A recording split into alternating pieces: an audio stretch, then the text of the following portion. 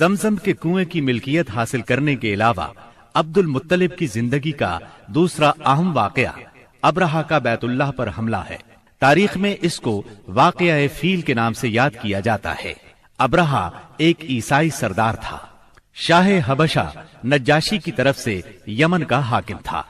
اس نے دیکھا کہ اہل عرب حج کے لیے مکہ مکرمہ جاتے ہیں اور خانہ کعبہ کا طواف کرتے ہیں، تو اس نے عیسائی مذہب کے نام پر یمن کے شہر صنعاء میں ایک عالیشان گرجا بنوایا۔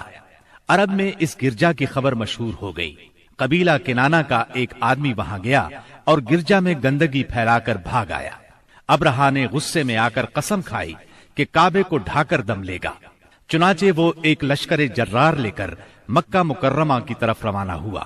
راستے میں عرب کے جس قبیلے نے بھی مزاحمت کی، ابرہہ نے اسے تہہ تیغ کر ڈالا، یہاں تک کہ وہ مکہ معظمہ کے قریب پہنچ گیا۔ وہاں کے لوگوں کو اپنے ارادے سے خبردار کرنے کے لیے اس نے اہل مکہ کے جانور پکڑ لیے۔ ان جانوروں میں عبد المطلب کے 200 اونٹ بھی تھے۔ عبد المطلب کو ابرہہ کی چڑھائی کی خبر ملی تو وہ خانہ کعبہ کی دیواروں سے لپٹ گئے اور رو پڑے، اللہ سے اپنے گھر کی حفاظت کی دعا کی۔ قریش کے چند سرداروں کو لے کر ابرہہ سے ملنے کے لیے گئے اور اس سے اپنے اونٹوں کی واپسی کا مطالبہ کیا۔ ابرہہ ان کی بات سن کر حیران ہوا اور بولا، تم نے اپنے اونٹوں کی واپسی کی تو بات کی، کعبے کے متعلق ایک لفظ بھی نہیں کہا۔ میں تو یہاں کعبے کو ڈھانے کے لیے آیا ہوں۔ عبد المطلب نے جواب دیا، اونٹ میری ملکیت ہیں، اس لیے ان کی رہائی کے لیے چلا آیا۔ کعبے کا مالک اللہ ہے جو اپنے گھر کو بچانے کی پوری طاقت رکھتا ہے۔ ابرہہ نے ان اونٹوں کی واپسی کا حکم دے دیا۔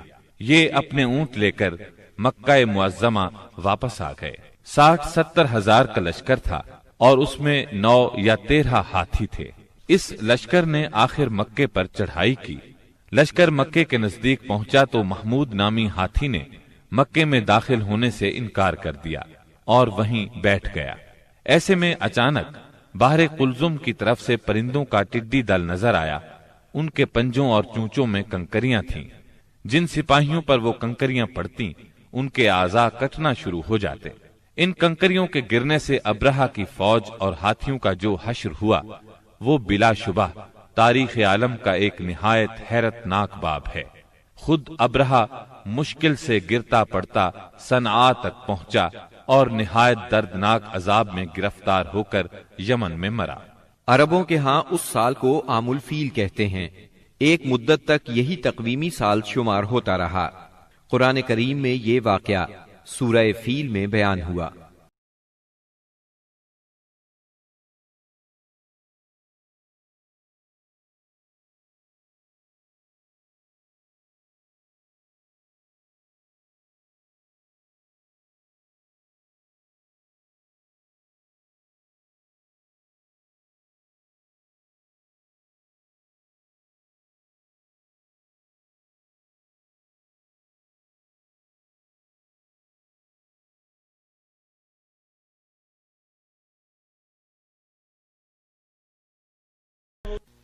کیا تم نے نہیں دیکھا تمہارے پروردگار نے ہاتھی والوں کے ساتھ کیا سلوک کیا؟